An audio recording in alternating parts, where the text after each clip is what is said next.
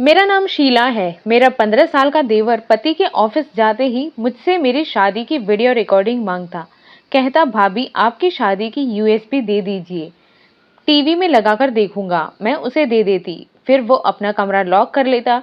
1 घंटे बाद वापस करता और साथ ही 2000 रुपये देता। पर अब मुझे शक होने लगा था कि आखिर वह इतने सारे पैसे कहाँ से ला रहा है। जब एक दिन यूएसबी देने के बाद मैं उसके कमरे में छुप गई, पर जैसे उसने टीवी पर मेरी शादी की वीडियो लगाई तो मेरे होश उड़ गए, क्योंकि टीवी पर तो मेरी। एक दिन की बात है, जब मैं अपने काम से फ्री होकर रात के 8:30 बजे जैसे ही एक चैनल लगाया तो वहाँ कोई टीवी प्रोग्राम चल रहा था जिसमें भाभी और देवर आपस में मिलकर बेचारे पति को धोखा दे रहे होते हैं। मैंने एक और चैनल लगाया तो लगभग वहाँ भी ऐसा ही कुछ चल रहा था। मैंने बड़बड़ाते हुए टीवी बंद कर दिया कि आजकल ऐसे टीवी सीरियल में तो इन्हें देवर भाभी और नंद भाभी के अलावा कुछ और मिलता ही नहीं। लगाने को बस हर तरफ देवर और भाभी के चर्चे होते हैं। मैं इस लिहाज से खुशकिस्मत थी कि मेरा देवर 15 साल का था और मेरी बहुत इज्जत करता था। अभी मैंने टीवी बंद किया ही था कि मेरी नज़र दीवार पर लगी घड़ी की तरफ गई। रात के 8:30 बज रहे थे। अब तक तो मेरे पति को आ जाना चाहिए था। 5:30 बजे से छुट्टी होती है और वह 6:30 तक आ जाते थे, मगर आज तो 2 घंटे से ज़्यादा हो गए थे और वो भी अभी तक आए नहीं थे। उनका इंतज़ार करते करते टीवी लगाकर बैठ गई थी कि थोड़ा वक्त जाएगा, मगर जब 9:30 बज गए तो मैं और भी परेशान हो गई थी। मेरे मन में न जाने कौन कौन से ख्याल आ रहे थे। मेरे पति को क्या हुआ, कहीं उनके साथ कुछ बुरा तो नहीं हो गया। उनका फ़ोन भी बंद आ रहा था। आखिर उन्हें इतना समय क्यों लग रहा था घर आने में। मैं अपने इकलौते देवर के कमरे में चली गई। वह पढ़ाई कर रहा था। मैंने उसे कहा कि जाओ, जाकर अपने भैया का पता लगाओ, अभी तक आए नहीं हैं, सब ठीक तो है। मेरे मन में अजीब सी हड़बड़ाहट मची हुई थी। अभी मैं उससे ये सब कह रही थी कि दरवाजे की बेल बजी। मैं भाग कर गई और दरवाज़ा खोला तो मेरे पति सामने खड़े थे। अभी मैं उनसे खैरियत पूछने ही लगी थी कि मेरे पांव तले की ज़मीन निकल गई थी। मैंने देखा कि मेरी नज़र उसके बराबर खड़ी हस्ती पर पड़ी और मेरी हंसी जलजला में आ गई। वो मेरी सौतन ले आया था। मैंने दहल कर सीने पर हाथ रखा कि हे भगवान, ये मैं क्या देख रही थी। उसने ऐसा क्यों किया था। हमारी खुशगवार शादीशुदा जिंदगी को 5 साल गुजर गए थे और बस एक औलाद की ही कमी थी। मुझे मेरे पति ने इस बारे में कभी मुझे महसूस नहीं होने दिया था कि मुझे कोई संतान नहीं है, लेकिन मैं नहीं जानती थी कि मेरे पति को अपने अंदर एक आग दबाए बैठे हैं। मेरे पति ने कभी इस बात का मुझे ताना तो नहीं दिया था और अब अचानक शादी। मुझे मेरी आंखों पर विश्वास नहीं हो रहा था। मेरे पति मेरी सौतन घर में ले आए थे। मैं बेयकीन सी वहीं खड़ी रह गई और वो अपनी बीवी को अंदर ले आए। मैंने चिल्लाते हुए पूछा, आपने ये क्यों किया? अगर आपको औलाद की इतनी ही चाहत थी तो मुझे पहले क्यों नहीं बताया? मैं दूसरी शादी करने वाला हूँ। यूं छुपकर धोखा देने की क्या जरूरत थी? मेरे पति ने भी गुस्से से कहा, मैंने औलाद की वजह से शादी नहीं की, तुम्हारी हरकतों की वजह से की है। तुमने मेरी पीठ पीछे जो मुझे धोखा दिया है, मैंने उसका बदला लिया है। मैं दंग रह गई कि कौन सी हरकत, मैंने क्या किया है? मैं तो हमेशा अपने पति की वफादार रही हूँ। मेरे पति ने अपनी जेब से मोबाइल निकालकर मेरे सामने किया कि ये देखो अपनी आंखों से, मुझसे पहले अपनी जिंदगी में तुम कितनी शादियां कर चुकी हो। मैं चकरा कर रह गई। मेरा दिल चाहा कि जमीन फटे और मैं उसमें समा जाऊं। मैंने उसका मोबाइल देखा तो मैं चौंक गई। वहां मेरी कुछ तस्वीरें और शादी की कुछ वीडियो थी। मैं देखते देखते सब समझ गई कि ये क्या हुआ है। मैं आज से 5 साल पहले अतीत में पहुंच गई, जब मैं शादी होकर इस घर में दुल्हन बनकर आई थी। मैं अपने माता पिता की तीसरी बेटी थी। हम 6 बहनें थीं। मेरे माँ बाप ने लड़के के इंतजार में हम 6 बहनों को पैदा किया था। हमारे परिवार में पापा अकेले कमाने वाले थे और बाकी सब खाने वाले थे। बड़े मुश्किल से गुजारा हो रहा था। पापा ने बेटे की ख्वाहिश में बेटियों की लाइन लगा दी थी और अब हम 6 बहनों की शादी की फिक्र में पापा वक्त से पहले बूढ़े हो रहे थे। मेरी बड़ी बहन ने छोटी सी उम्र में ही घर के कामकाज सीखने शुरू कर दिए थे और अब मैं छोटी मोटी जॉब करके पापा के बोझ को थोड़ा कम करने की कोशिश करने लगी थी। दूसरे नंबर वाली दीदी ने भी सिलाई सीख कर लोगों के कपड़े सीना शुरू कर दिए थे। मम्मी और पापा को मुझसे भी ये उम्मीद थी कि मैं भी घरदारी सीखकर कुछ हुनर सीख लूं, मगर मैं शुरू से ही कुछ अलग कर दिखाने की ख्वाहिश में थी। हम अपनी ज़िंदगी में बहुत ही गरीब माहौल में हमारा बचपन बीता था। मुझे अपने घर का माहौल कभी पसंद नहीं आया था, जहाँ अपनी ख्वाहिशें मारनी पड़ती और एक-एक चीज़ के लिए तरसना पड़ता था। मैं अपनी बहनों में दिखने में सबसे अलग और खूबसूरत, थोड़ी गोरी-चिट्टी थी और मुझे इस बात का पूरा-पूरा एहसास था। मैं अपनी माँ और अपनी बहनों की तरह एक गरीब घर से दूसरे गरीब घर में हरगिज़ नहीं जाना चाहती थी।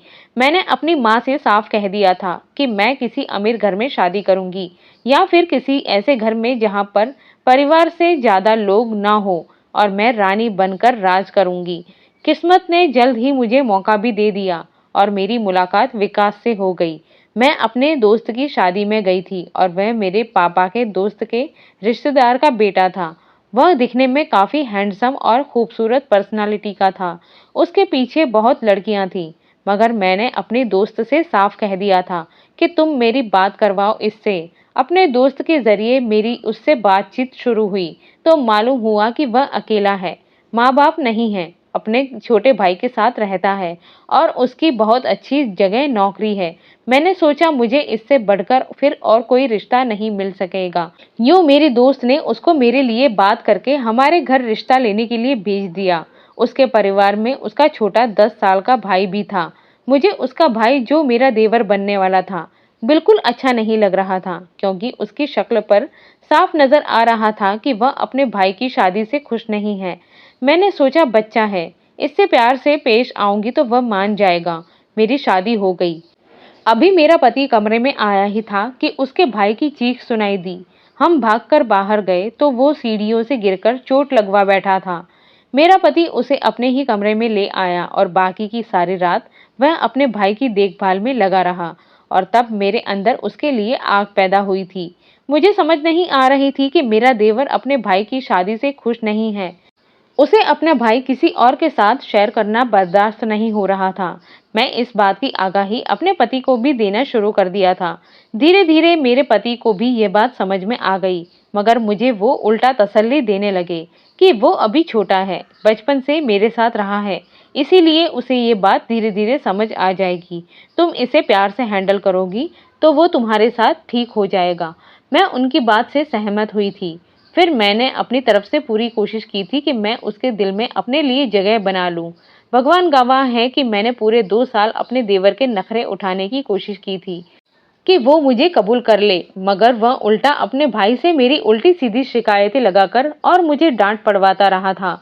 मैंने भी सोच लिया था कि बस अब बहुत अच्छा बनकर देख लिया, अब इसे घर से निकलवा कर ही रहूंगी। मैंने अपने पति के खिलाफ कान भरने शुरू कर दिए कि आपका भाई गलत संगत में पड़ गया है, उसकी दोस्ती अपनी उम्र के बड़े लड़कों से होने लगी है। कल मैंने उसे सिगरेट पीते भी देखा था। मैंने खुद ही सिगरेट की एक डिबिया उसके स्कूल बैग में छुपा दी और मेरे पति ने जब जांच करने की खातिर उसका स्कूल बैग खोला तो उसमें से सिगरेट की डिबिया निकली। वो बहुत कहता रहा कि ये मेरी नहीं है।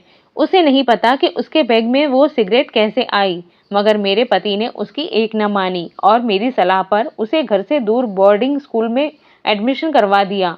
वो रोता रहा, मगर मेरे पति ने उसकी अच्छी परवरिश और बेहतर फ्यूचर की खातिर उसको घर से दूर भेज दिया। वो 2 साल वहीं रहा और मेरी जिंदगी तो जैसे जन्नत बन गई थी। कोई परेशानी और कोई झंझट नहीं था, बस सुकून ही सुकून था। मैं खुश थी कि अब वो 5-6 साल वहीं रहेगा। शुरू में तो उसने छुट्टियों में घर आने से मना कर दिया था। मैं भी खुश थी कि अच्छा है, कुछ दिनों के लिए भी ना आए। मुझे उम्मीद थी कि अगले साल भी नहीं आएगा, मगर मेरी उम्मीदों पर उस वक्त पानी फिर गया जब इस बार की छुट्टियों में घर आ गया। मैंने पूरे 2 साल बाद उसे देखा था। वह बहुत लंबा हो गया था। वो 15 साल का तो लगता नहीं था, अपनी उम्र से 2 वर्ष बड़ा ही लगता था। मुझे मालूम था कि अब की बार वो घर आया है तो जरूर फिर से मेरे खिलाफ साजिश करेगा और अपने भाई को मेरे खिलाफ करने की कोशिश करेगा, मगर मैंने जो सोचा था उससे उल्टा ही हुआ। उसने कह दिया, वह किया जो मैंने कभी नहीं सोचा था। मैं उस वक्त हक्का बक्का रह गई जब उसने मुझसे अपने पिछले रवैये की माफ़ी मांगी। वो बहुत सुलझ गया था और पहले की तरह बदतमीज और साजिशें भी नहीं कर रहा था। ज़्यादातर वक्त अपने कमरे में ही गुजारता था और खाना हम दोनों के साथ मिलकर खाता था। मेरे पति भी उसकी बदलती हुई आदत से बहुत खुश हुए थे। एक दिन मेरे पति काम पर गए तो वह मुझे कहने लगा, भाभी अपनी शादी की वीडियो दीजिएगा, मुझे देखनी है। उस वक्त तो नहीं देखी, अब दिल कर रहा है कि देखूं। मैंने कहा वो तो यूएसबी में है। कहने लगा, हाँ यूएसबी दे दे, मैं टीवी लगाकर देख लूंगा। उसकी बात सुनकर मुझे भला क्या ऐतराज हो सकता था।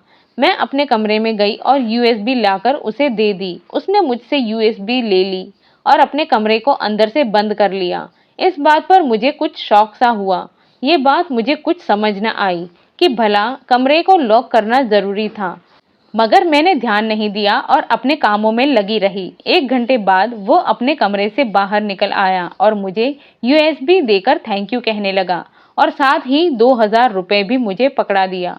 मैंने हैरानी से पूछा कि ये किस लिए, तो कहने लगा, आप मेरी भाभी हैं इसलिए, और कमरे में चला गया। जबकि मैं तो दंग रह गई थी कि बड़ी अच्छी बात है, इस कदर बदल गया है। अक्सर अब वो शाम का खाना बनाने में मेरा हाथ बटाता। अब मेरे दिल में भी उसके लिए कुछ नहीं था कि अच्छा लड़का है, वैसे भी 2 महीने की ही छुट्टियां पर आया है, बाद में चला जाएगा।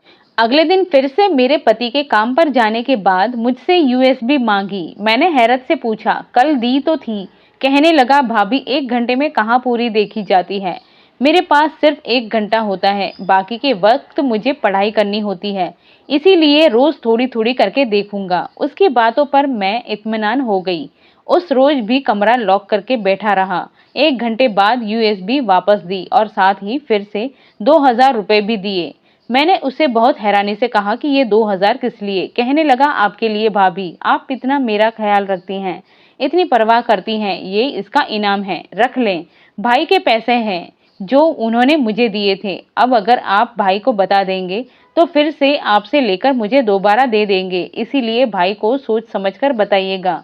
मेरे पति ने मेरे लिए कोई कमी नहीं छोड़ी थी, मगर उसके बावजूद मैं थोड़ा ललचा गई थी। अब ऐसा हर रोज होने लगा था। वह मेरे पति के ऑफिस जाने के बाद यूएसबी मांगता और कमरा लॉक कर लेता। 1 घंटे बाद यूएसबी के साथ 2000 रुपये भी देता रहता था। भाभी इन पैसों को संभालती जाए और जब बहुत सारे पैसे इकट्ठे हो जाए तो फिर शॉपिंग पर जाइएगा। मैं अब कभी कभी शौक में पड़ जाती थी कि आखिर इसके पास इतने पैसे कहाँ से आ रहे हैं। मेरा पति इतना भी मेहरबान नहीं कि उसे रोज 2000 रुपये खर्च के लिए दे दें। फिर कौन देता है? 1-2 बार मैंने उसे एटीएम कार्ड जेब में डालकर बाहर जाते देखा था। शायद उसने अपना कोई अकाउंट बना लिया था या फिर वो मेरे पति के अकाउंट से पैसे निकाल रहा था। मेरी समझ में नहीं आ रहा था, क्योंकि अगर पैसे मेरे पति के अकाउंट से पैसे निकाल रहा था तो मेरे पति को जरूर पता चल रहा होता।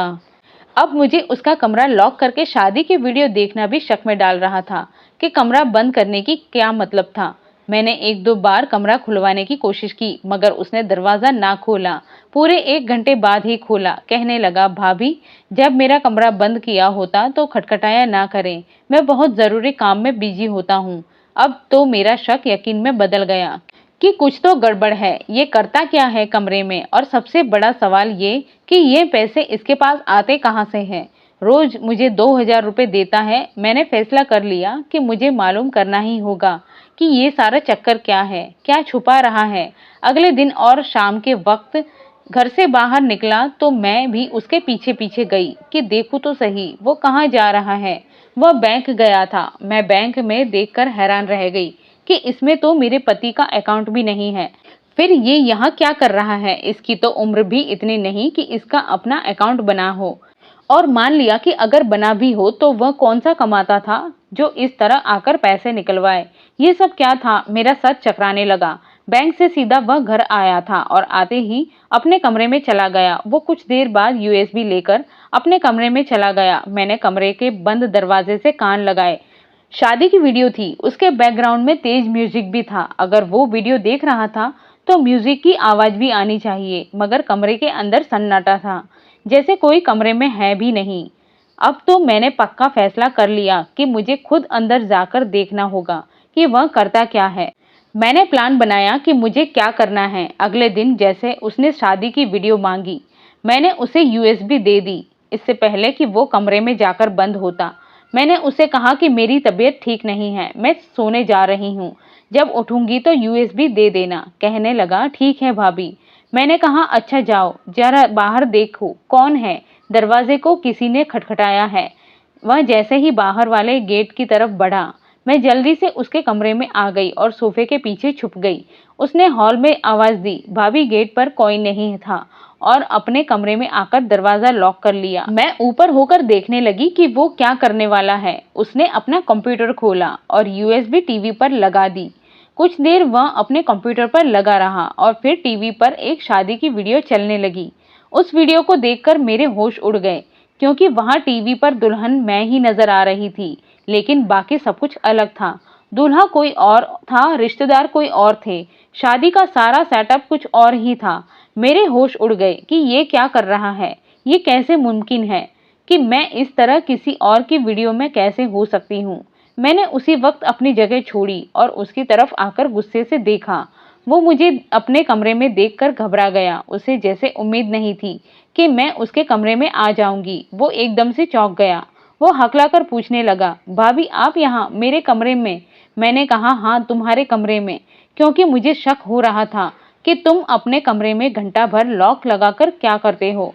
हर रोज मुझे ये जानने की इच्छा हो गई थी कि आखिर घंटा तुम दरवाजा लॉक करके मेरी शादी की वीडियो के साथ ऐसा क्या करते हो। इसीलिए आज यहाँ पर छुप गई कि देख सकूं, और मैंने देख भी लिया। मैंने टीवी की तरफ इशारा करते हुए कहा, ये सब क्या चल रहा है, क्या ड्रामा है, ये मुझे जल्दी से बताओ, वरना मैं अभी तुम्हारे भाई को कॉल करके बुला लूंगी। वो जल्दी से कहने लगा, नहीं नहीं भाभी, मैं आपको सब सच बताता हूँ।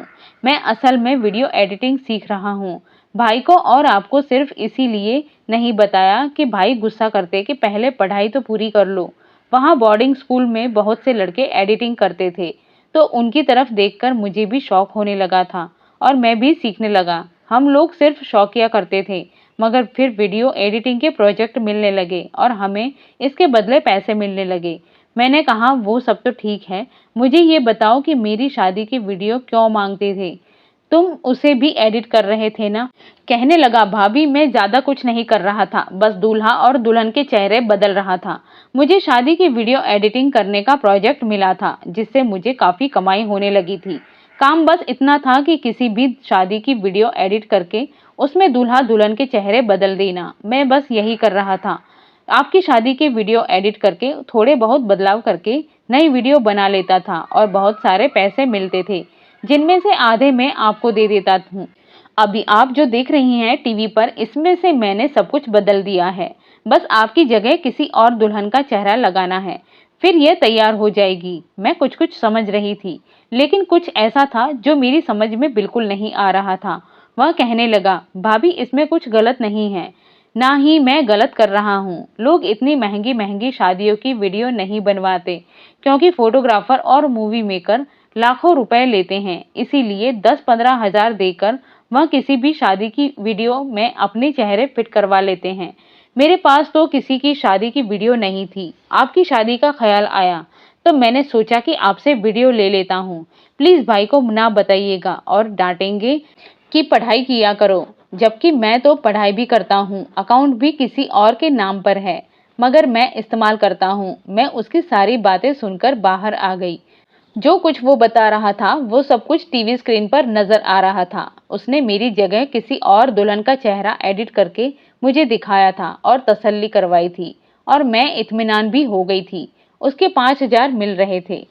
मुझे और क्या चाहिए था, जबकि मेरा तो कोई नुकसान भी नहीं हो रहा था। मेरा दिमाग तो इत्मीनान में था, मगर जाने दिल को तसल्ली नहीं मिल रही थी। कुछ गलत होने का खटक दिल को सता रहा था। यूं ही दिन गुजरने लगे। मैंने नोटिस किया कि अब जाने मेरा पति का रवैया कुछ बदलने लगा था। वह मुझसे बात भी नहीं करते थे, काम से आते ही सो जाते थे।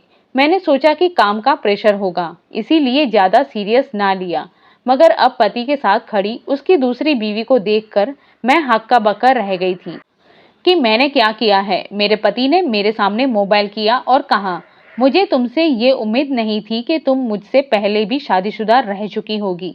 मुझे तुम्हारी पहली शादी के सारे सबूत मिल चुके हैं। मैंने मोबाइल में वीडियो देखी तो कदमों तले से जमीन निकल गई। ये तो वही वीडियो थी जो उस दिन मैंने देवर के कमरे में देखी थी, जिसे वह एडिट कर रहा था। मेरे पति की मोबाइल में शादी की सारी वीडियो थी, जिसमें दुल्हन मैं बनी हुई थी और उसे किसी अनजान नंबर से भेजी हुई थी। मैं रोते हुए बोली कि मैं नहीं हूँ, ये आपके भाई ने एडिटिंग की है, ये उसका काम है और मुझसे शादी की वीडियो मांगता था, ये उसी ने किया है, मेरा कोई कसूर नहीं है। मेरे पति ने मेरे देवर को बुलाया तो वह आकर सीधे से ही मुकर गया कि मैंने कुछ नहीं किया, मुझे तो वीडियो बनाना ही नहीं आती, एडिट कैसे करूंगा। मैं तो सन्नाटे में आ गई, उसने कैसे एकदम रंग बदला। मैंने अपने पति को यकीन दिलाने की बहुत कोशिश की कि ये तस्वीरें और वीडियो झूठ है। आप सुबह मोहल्ले में जाकर किसी से भी पूछ लीजिएगा, ये वीडियो का भी मालूम करवाएंगे तो पता चल जाएगा कि ये नकली है। मेरा पति कहने लगा, ठीक है, मैं सुबह सब पता करवाऊंगा, अगर तुम सच्ची निकली तो ठीक है, वरना मेरे घर में तुम्हारे लिए कोई जगह नहीं होगी। वह अपनी दूसरी बीवी को लेकर कमरे में चला गया। मैंने अपने देवर की तरफ दुख से देखकर पूछा, क्यों किया तुमने ये सब मेरे साथ। कहने लगा, आपने क्या किया वो भूल गई हैं आप। मैंने अपने भाई से कितना प्यार करता था, मगर आपने भाई के दिल में मेरे खिलाफ बदगुमानी भर दी और मुझे इस घर से निकाल दिया। मेरे दिल में तो आपके खिलाफ तब से नफरत पैदा हो गई थी। इतना शुक्र है कि मुझे एडिटिंग आती थी। मैंने कहा, तुम क्या समझते हो, एक नकली वीडियो बनाकर मुझे मेरे पति की जिंदगी से निकाल दोगे। सुबह जब वो तहकीकात करेंगे तो सब सच सामने आ जाएगा। वो हंसने लगा, मैं जानता हूं कि सब सच सामने आ जाएगा। इसके बाद मेरा भाई आपसे माफी भी मांगेगा, मगर एक काम जो वो कभी नहीं करेगा, अपनी दूसरी बीवी को छोड़ देना। मेरा भाई इतना अच्छा है कि वह दूसरी भाभी की जिंदगी तबाह नहीं करेगा। फिर आप भी उस तकलीफ से गुजरेंगी जिससे मैं गुजरा था। आपको भी भाई का शेयर करना पड़ेगा। और हाँ, जो पैसे मैं आपको देता रहा हूं ना, वो आपके ही एटीएम से किसी और बैंक के जरिए निकाल रहा हूं। मैंने रोते हुए कहा, भगवान तुम्हें माफ ना करे, तुम्हारी इतनी उम्र नहीं जितनी बड़ी साजिश तुमने रचाई है। वह हंसते हुए कहने लगा, भाभी बोर्डिंग स्कूल में तो आपने ही भेजा था, मैं ये सब कुछ वहीं से सीखा हूँ। मैं तो मासूम था, मुझे इस हद तक आप लेकर आई हैं। मेरी तो छुट्टियां खत्म हो गई हैं, मैं कल चला जाऊंगा। कल को अगर भाई को मालूम भी हो जाएगा ये सब मैंने किया है तो क्या होगा, वह नाराज हो जाएंगे, लेकिन कितना अरसा, आखिर मैं तो खून हूं उनका, मुझे माफ भी कर देंगे, आपसे भी माफी मांग लेंगे, मगर आपका तो नुकसान हो गया ना, अब आपको भी भाई शेयर करना पड़ेगा। वह वापस चला गया था। उसने जैसा कहा था बिल्कुल वैसा हुआ। मेरे पति को सच्चाई पता चल गई, उसने मुझसे माफी मांगी, लेकिन अपने जज्बाती फैसले की ऐसी नजर, दूसरी शादी तो कर ही चुका था और उस लड़की को तो अब वो तलाक नहीं दे सकता था, क्योंकि उसका कोई कसूर नहीं था। मेरे देवर ने ठीक कहा था, अब मुझे सारी जिंदगी अपने पति को शेयर करना पड़ता। वो मुझसे अपना बदला ले चुका था और मेरे पास अब पछताने के अलावा कुछ नहीं था। दोस्तों, कहानी कैसी लगी कमेंट में ज़रूर बताना। इस कहानी को लाइक और चैनल को सब्सक्राइब कर देना और बेल आइकन प्रेस कर देना ताकि चैनल पर आने वाली नई कहानी की नोटिफिकेशन आपको मिल सके। धन्यवाद।